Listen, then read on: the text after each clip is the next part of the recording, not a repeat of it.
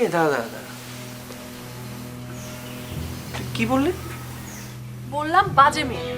না না, মানে তার তার আগের লাইনটা, ওই যে কি যেন জিনের ও। আসলটা। সে বলেছে আমাদের সাথে কথা বলতে গেলে নাকি তার শরীরে জিনের ভর করে, মানে ভূত চাপে তার মাথায়।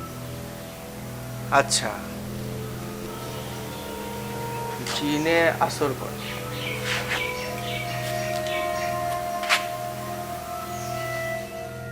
ও না, তাই হোক।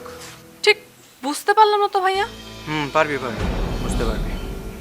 তার আগে তুই আমার কথা মনোযোগ দিয়ে শোন। কাছে আয়।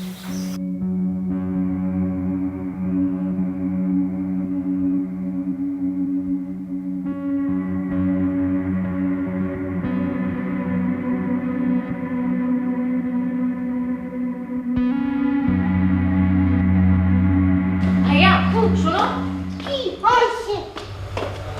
আমার না কেমন যেন ভয় লাগছে। কেন তোমার বই লাগছে কেন? জানো ভাইয়া, ইদানিং তোমার বউ মায়া কেমন যেন অদ্ভুত আচরণ করে, অস্বাভাবিক ধরনের। কি কি সিরোজ ওইসব কি করে? বলে বোঝাতে পারবো না আমি তোমাকে ভাইয়া।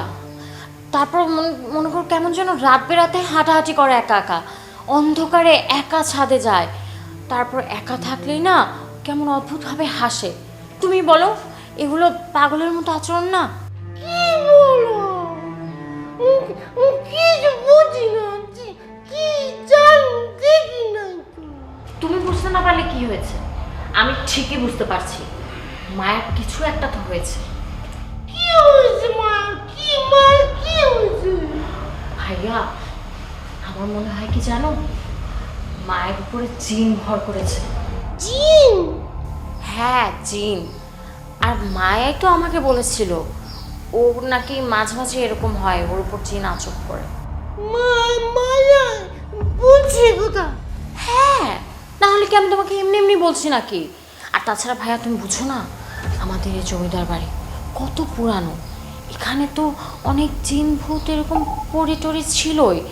আর আমি তো শুনেছি এখনো কিছু জিন পরি রয়ে গেছে, ওগুলো তো আচর করতেও পারে, তাই না? কি বলে তুমি? কিছু বুঝি না, কি বলতেছো? ঠিক কি বলছি, হ্যাঁ বোঝার চেষ্টা করো।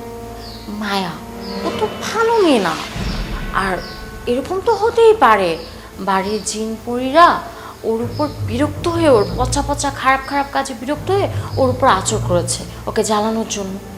তুমি মিথ্যা কথা বলো, তুমি মিথ্যা কথা বলো। আমি কেন মিথ্যা কথা বলবো? আমি সত্যি কথা বলছি, তুমি বিশ্বাস করো। না বিশ্বাস করি, তুমি মিথ্যা কথা বলো। তুমি তুমি দেখলে বিশ্বাস করবে। তুমি আসো আমার সাথে, আমি তোমাকে দেখাচ্ছি। কি দেখাবো? আসো না, আমি দেখাচ্ছি তো তোমাকে, আসো। কি দেখাবো?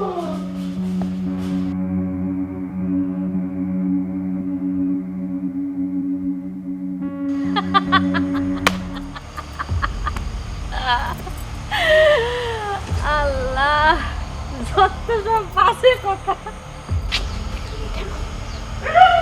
ভালো করে দেখো, তোমার বউ মায়া অন্ধকারে একা একা দাঁড়িয়ে নিজের সাথে নিজে কথা বলছে।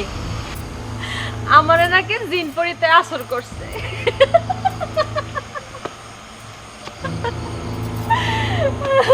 এটা কোনো কথা? ঠিক আছে তো, ঠিক আছে, আমি দেখতেছি। আহা ফাগুন ভাই, ভালো করে দেখো, ধীর স্থির ভাবে দেখো। দেখে মনে হচ্ছে না জিন পরি কিছু একটা ভর করেছে? হ্যাঁ শোনো তুমি আমার কথা, এই জিন পরি কি করবে জানো? মায়ের উপরে তো ভর করে বসেছে, এখন তো মায়া বুঝতে পারবে না ও কি করছে, কারণ ওকে তো জিন পরি নিয়ন্ত্রণ করবে। তখন ওই জিন যদি মায়াকে দিয়ে তোমার গলা টিপে ধরায়, তোমাকে মেরে ফেলে, তখন কি হবে? আর কিছু পাইতেছে না, উসিলা জিন পরি হাজির করতেছে আমার সামনে।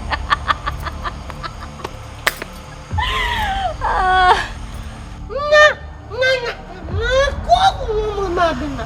মায়া না তো, বোঝার চেষ্টা করো, মায়া না, ওই জিন মায়াকে দিয়ে করাবে। মায়া তো কিছু বুঝতেও পারবে না, মায়া জানবেও না, ইচ্ছা করেও করবে না। আর তুমি জানো এটারও একটা উপায় আছে। জিন কি করে জানো? জিন লাঠির মার অনেক ভয় পায়।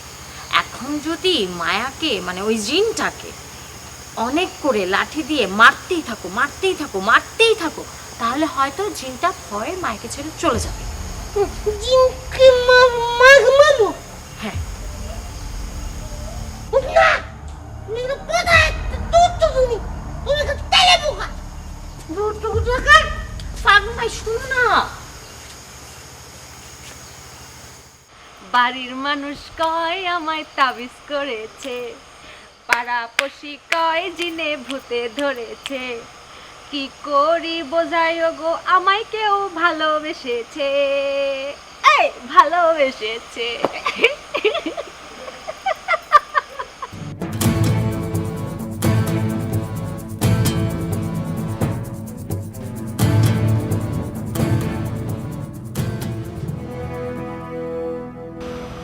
ছোট বউ, আমি কি অসময়ে তোমাকে বিরক্ত করলাম নাকি? আমাদের যেন বিপদ আপদ না হয় সেজন্য দোয়া করছিলাম সবার জন্য। হ্যাঁ ছোট বউ, দোয়া করো দোয়া করো। আমার তো মনে হচ্ছে তোমার এই দোয়া আমাদের মায়ের জন্য খুব দরকার। কেন ভাইজান, শুধু মায়ার জন্য খুব দরকার কেন? কারণ আমার মায়াকে নিয়ে খুব ভয় হচ্ছে। আমার মনে হচ্ছে ওর সাথে খুব খারাপ কিছু করা হচ্ছে। কি বলছেন আমি তো বুঝতে পারছি না, একটু খোলাসা করে বলুন না ভাইজান। শুধু শুধু বলছি না তো, কারণ আছে বলেই তোমাকে বলছি। আহা ভাইজান, বারবার বলছেন কারণ আছে কারণ আছে, সেই কারণটা কি আমাকে একটু বলেন না প্লিজ। তুমি ঠিক বিশ্বাস করবে কিনা আমি জানি না। কি বলছেন ভাইজান, আপনার কথা আমি বিশ্বাস করব না, বলুন। আমার মনে হচ্ছে মায়ার উপর খুব খারাপ কোনো জিনের আসর পড়েছে। ভাইজান, আপনার কেন মনে হচ্ছে ওকে জিনে আসর করেছে? আচ্ছা, তুমি ব্যাপারটা প্রথম থেকে একটু চিন্তা করে দেখো তো। হ্যাঁ এই বাড়িতে ও আসার পর সব দুর্ঘটনা কিন্তু ওর সাথেই ঘটে চলেছে। হ্যাঁ যেমন ধরো, মাথার উপর থেকে ফ্যান খুলে পড়ছে, হ্যাঁ ইলেকট্রিক শক খাচ্ছে, হ্যাঁ আর মিষ্টি খেলে সবার যেখানে ভালো লাগে ওর কিন্তু মিষ্টি খেয়ে বিষক্রিয়া হচ্ছে। এই সমস্ত অনেক কিছু কি ঘটছে না ওর সাথে? ঠিকই বলেছেন তো ভাইজান, আগে তো এইভাবে বিষয়গুলো ভেবে দেখিনি আমি। আমার বিশ্বাস আরও দৃঢ় কেন হয়েছে জানো? কেন ভাইজান? কারণ আমাদের এই জমিদার বাড়ি, এই বাড়িটা তো অনেক পুরনো, অনেক আগের। তাই অনেকে বলে থাকে যে আমাদের এই জমিদার বাড়িতে নাকি জিনপরিদের বসবাস আছে। আমাদের পূর্বপুরুষরা জিনপরি সাধন করত। তাদের কেউ কেউ এখনো এই জিনপরি হয়ে আমাদের এই জমিদার বাড়িতে বিচরণ করছে। যদিও এরা সবার কোনো ক্ষতি করে না, যাদেরকে এদের পছন্দ হবে না তাদের উপরে এরা আসর করে, তাদেরকে ক্ষতি করার চেষ্টা করে। কিন্তু ভাইজান, আমরা এত বছর ধরে এই বাড়িতে আছি, কই কখনো তো কিছু দেখিনি। আপনি কেমন ভয়ঙ্কর কথা শুনলেন, আমার তো হাত পা ভয়ে কাঁপতে শুরু করেছে ভাইজান। তোমরা হয়তো মায়াকে যে কোনো কারণেই পছন্দ করো, কিন্তু মায়া তো আসলে ভালো না। আমার মনে হচ্ছে আমাদের এইসব বাড়ির সব খারাপ জিনপরিগুলো ওর উপর আসর করেছে। ওরা মায়াকে সহ্য করতে পারছে না। না না ভাইজান, ভয়ঙ্কর কথা, এটা হতে দেওয়া যাবে না। এটা একটা কিছু করতে হবে ভাইজান। কি করা যায় বলুন তো? তুমি এক কাজ করো, তুমি বসে বসে মায়ের জন্য আরো অনেক অনেক বেশি করে দোয়া করো, বুঝতে পেরেছো? কারণ একমাত্র আল্লাহই পারে এই সব ব্যাপার থেকে আমাদেরকে রক্ষা করতে। তুমি দোয়া করো, দোয়া করো। আমি যাই। কি বললেন ভাইজান, আমার তো ভয় লাগছে অনেক। তুমি দোয়া করতে থাকো।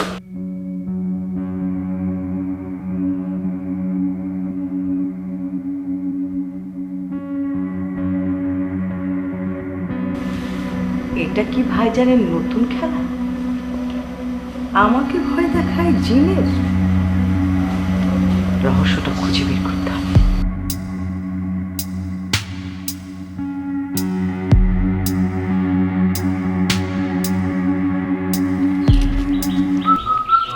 আও মানে তুমি তো বাড়ি ছেড়ে এখানে আসতে বলেছেন, কি ঘটনা বলুন দেখিনি। লক্ষণদা, তোমাকে আসলে এই মুহূর্তে খুব দরকার আমার। না সে তো আমি বুঝতে পেরেছি যে এখানে যেহেতু ডেকেছেন নিশ্চয়ই কিছু একটা হবে, তো সেই প্রয়োজনটা আমাকে ঘুরে বলুন। মায়াকে জিনে আসর কর, বুঝলে? কি ব্যাপার, কথাটা শুনে তোমার চোখ এমন বড় বড় হয়ে গেল কেন? না চোখ তো বড় হবেই, চোখ বড় হবে না? আরে বাবা, এখানে জিন আসছে কোত্থেকে, মায়া আসছে কোত্থেকে, এর সম্পর্ক কি আমি না কিছুই না বুঝে উঠতে পারছি না গো। এই তুমি একটু খুলে বলবে? তোমরা যেহেতু এতদিনেও মায়াকে এই বাড়ি থেকে তাড়াতে পারছো না, তাই আমি নিজেই উদ্যোগ নিচ্ছি। বাবা বেশ বেশ, এ তো মহৎ উদ্যোগ। হ্যাঁ তুমি তো এসব উদ্যোগ নিবে। হ্যাঁ তোমার কথা যত শুনি গো ততই না মনের মধ্যে একটা ভালো লাগে, একটা আস্থা পাই জানো। মানে এখন মনে হচ্ছে যে জমিদার বাড়ি ব্যাপারটা তোমার হাতে রক্ষা পাবে গো। আচ্ছা কিন্তু কিভাবে কি করতে হবে বলো তো? বললাম না, মায়াকে জিন আসর করবে। তুমি বলছো মায়াকে জিন আচর করবে? আরে বাবা, মায়াকে যে জিন আচর করবে, জিন কোথায় পাচ্ছ? আর মায়াকে ধরবে কিভাবে? লক্ষণদা, কেন বুঝতে পারছো না? আমরা সবাই মিলে করব বিষয়টা।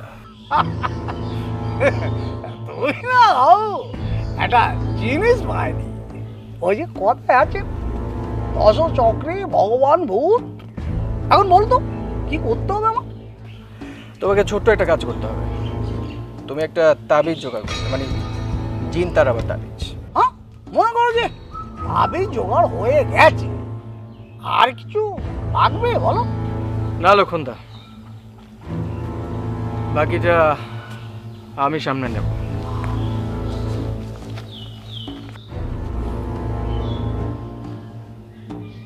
এবার মায়েরানি বুঝবে কত ধানে কত চাল।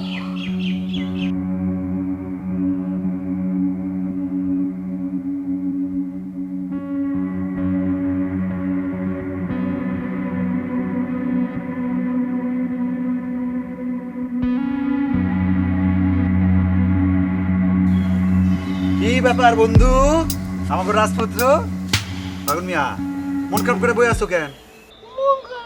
আমি একটা পচা, আমি খারাপ, আমি দুষ্ট। এসব কথা মুখে আনতে নাই। তুমি কেন নিজেরে পচা কইতেছো? আমার জীবনে দেখা এই তল্লাটের সবচাইতে ভালো মানুষ তুমি। তোমার মতো ভালো মানুষ আর একটাও আমি আমার জীবনে দেখি নাই। আমি দুষ্ট, আমি পচা। তুমি কেন বারবার নিজেরে পচা কইতেছো? কি হয়েছে আমারে কও তো? আমি মাছি, কি কও? মাই কারে মারি দিছো? মায়া মায়েরে মারছো? মায়েরে মারছো কেন? ওরা বলছে মায়া মায়া মায়া ভূত জিন। বুঝি নাই, মানে জিন মায়া? ওরা বলছে মায়া মায়া ভূত জিন দুষ্ট। মানে তুমি বলতে চাইতেছো যে মায়েরে জিনে ধরছে এরকম কিছু? ওরা বলছে জিন জিন ভূত মার দিছি, ভূতের মায়া ভূত মার দিছি। আরে বুঝতে পারছি, মায়ার না জানি কি অবস্থা। এখন মায়ের কি অবস্থা? যাক, মন খারাপ করো না বন্ধু। তুমি এক কাম করো, তুমি মায়ের কাছে যাও, মায়ের কাছে গিয়া ওর কাছে মাপ চাও, দেখবো মাফ করে দিছে। মায়া মাফ করবে? মায়া মাফ করবে কিনা তা তো জানি না, সব ঠিক ঠিক হয়ে যাবে। ঠিক হবে কিনা ওটাও জানি না, কিন্তু তুমি গিয়া যদি মায়ের কাছে মাপ চাও তাহলে কিন্তু তোমার মনের ভিতরে একটা শান্তি পাইবা। দেখবা তোমার অনেক ভালো লাগতেছে। এই যে এখন কষ্ট পাইতেছো, এই কষ্টটা আর লাগবো না। ঠিক আছে, তাহলে যাও এক্ষুনি গিয়া বউর কাছে মাপ চাও, যাও। আর কখনো মারবা না, হ্যাঁ? বউ পিটন ভালো না। ঠিক আছে।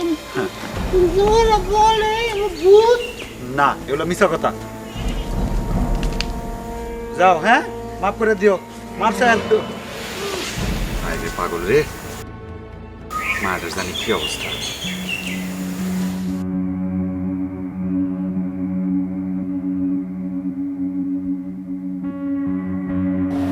এসব কি হচ্ছে বলতে পারলাম? আমি নিজেও সেটা ভাবছি, এসব কি হচ্ছে। পুরো সিচুয়েশনটা কেমন হিতে বিপরীত হয়ে গেল না? এটা কি সত্যি সত্যি পাগল হয়ে গেল? দূর, তুইও না বোকা আছিস। এই মায়া পাগল, হ্যাঁ? আমি 100% শিওর পাগলের অ্যাক্টিং করছে মেয়েটা। কিন্তু ওর আচার আচরণ দেখে তো মনে হচ্ছে যেমন ফাগুন ভাইয়ের হাতে মার খেয়ে ওর মাথা একদম খারাপ হয়ে গেছে। তুইও ওর ফাঁদে পড়ছিস? তুই ওকে চিনিস কতদিন হলো? আমি ওকে খুব ভালো করে চিনি। এই মেয়ে যে কত বড় নটাঙ্কি তোর ধারণার মধ্যে নেই। তো নিশ্চিত হতে পারলে ভালো হতো। ঢাকায় থাকলেও তো আমি একটা ব্যবস্থা করে ফেলতে পারতাম। আমার এক বন্ধু আছে মঞ্জু, সাইকিয়াট্রিস্ট, ওকে দিয়ে মায়াকে দেখে নিতে পারতাম। কিন্তু এখানে সাইকিয়াট্রিস্ট কোথায় পাবো? তোর এই কথা শুনে আমার মাথায় একটা আইডিয়া আসছে। আইডিয়া? কি আইডিয়া বলতো? আইডিয়াটা হচ্ছে মায়া বিশ্বাস করে বা মায়ের কাছে মানুষ এরকম কাউকে আমরা মায়ের কাছে পাঠাবো। মায়া তার বিশ্বস্ত মানুষের সামনে নিশ্চয়ই অ্যাক্টিং করবে না, তাহলেই আমরা ধরতে পারবো যে মায়া আসলে অ্যাক্টিং করছে কি না। আইডিয়াটা খারাপ না, কিন্তু মায়াকে যে বিশ্বাস করে সে কি আমাদের বিশ্বাস করবে? না, নাও করতে পারে। তাকে বিশ্বাস করিয়ে নেওয়া হচ্ছে আমাদের দায়িত্ব। তোর কথা বুঝতে পারছি, কিন্তু এমন কেউ কি তোর নজরে আছে যে আমাদের এই ব্যাপারে সাহায্য করতে পারে?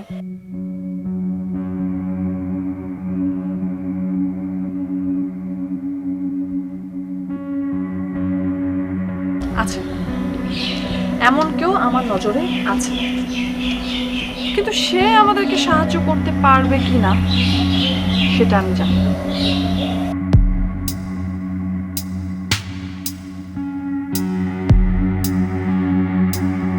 আরে লক্ষণদা, কোথায় গিয়েছিলে? ওই বর্গা চাষিদের কাছে একটু গিয়েছিল। আজকাল না বেশ ঝামেলা করছে গো। ঝামেলা করছে মানে? কেন, কি হয়েছে? কিভাবে তোমাকে বলবো, মানে এই বর্গা চাষিরা ঠিকঠাক মতো না ফসলের ভাগটা আজকাল দিচ্ছে না গো। ভাগ দিচ্ছে না মানে? আমাদের লাঠিয়াল বাহিনী কি করছে? ফসল তোলার সময় আমাদের লাঠিয়াল বাহিনী দাঁড়িয়ে থেকে ওদের ভাগ ওদের দিয়ে আমাদের ভাগ বুঝে নিয়ে আসলেই হয়। মানে এতে অসুবিধা কি আমি বুঝতে পারছি না। তুমি তো খুব সহজে বলে দিলে গো, সেটা তো আমারও বিশ্বাস ছিল গো। তো হয়েছে কি জানো, আজকাল 2 টাকার জন্য এই লাঠিয়ালরা যে বেইমানি করবে জমিদার বাড়ির সাথে সেটা তো ভাবিনি গো। আজকাল না ভাবতে খুব অবাক লাগে। আরে বাবা, তোরা বংশ পরম্পরায় এই জমিদার বাড়ির অন্ন খাচ্ছিস, হ্যাঁ?